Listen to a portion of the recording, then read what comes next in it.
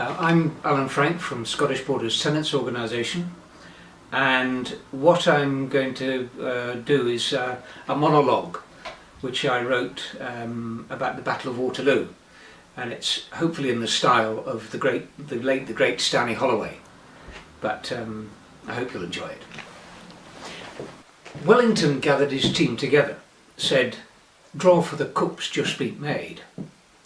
We've got the French, Bonaparte himself, but we play not at home, we're away.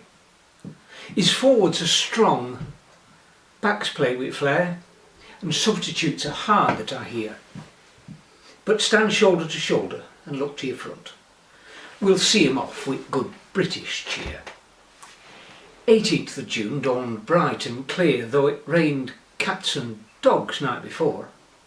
Napoleon was called heads and won. Start at 9. We'll have tea in Brussels at 4. But referee called for pitch inspection. Said, "You can't play on a surface like this. Think of the state of your horses and men, and think of the state of your kit. Kick-off will be 11:30.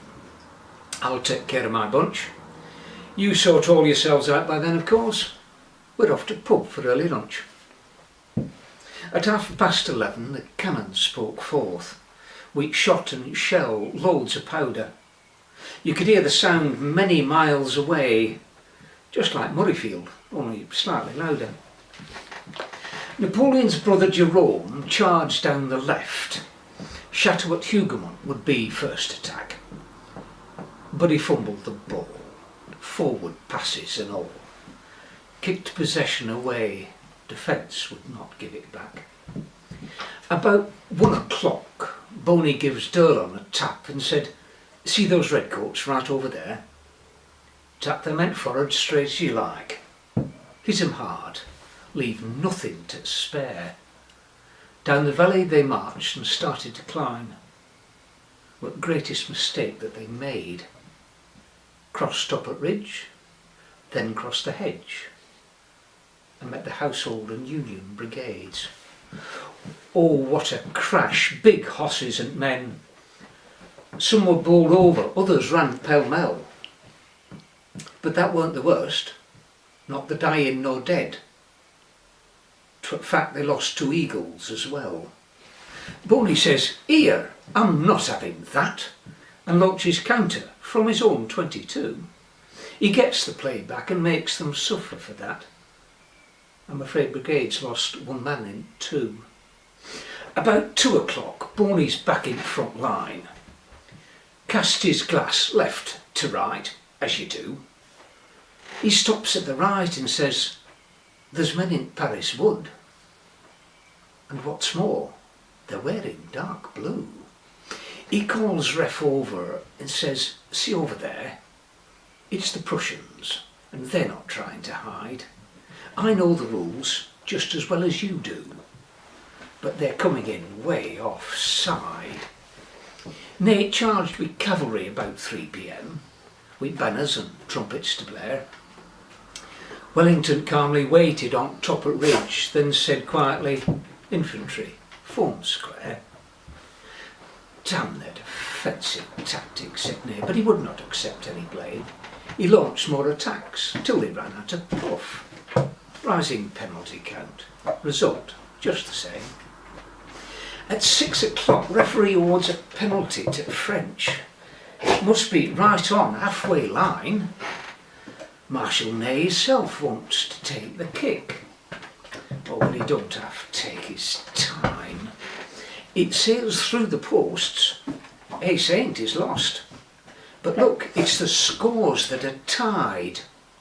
Ney calls for reinforcements, but there's none to be had. "We can win this, you know," he cried. By 6:30, Boney knows he could lose. So he called referee to his side and said, "See, I know the rules, so does Wellington over there. But we Prussians, they've more men on the pitch than me. I know what I'll do, change tactics at once. Make ready to write down on that card. My substitutes are ready, they're tough as old boots. Those men there, that's my Imperial Guard.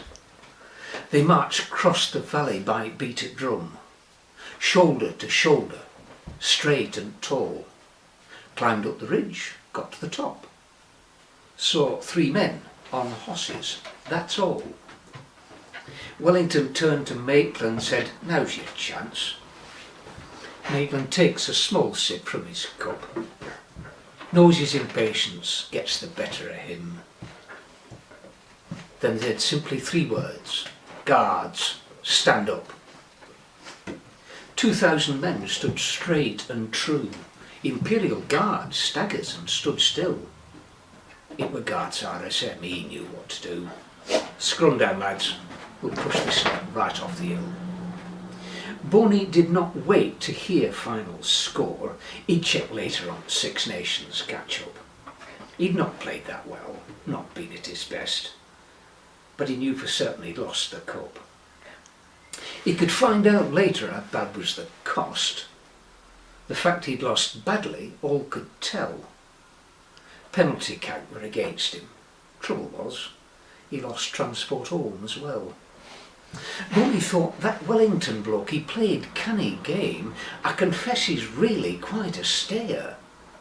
But possession and territory were all down to me.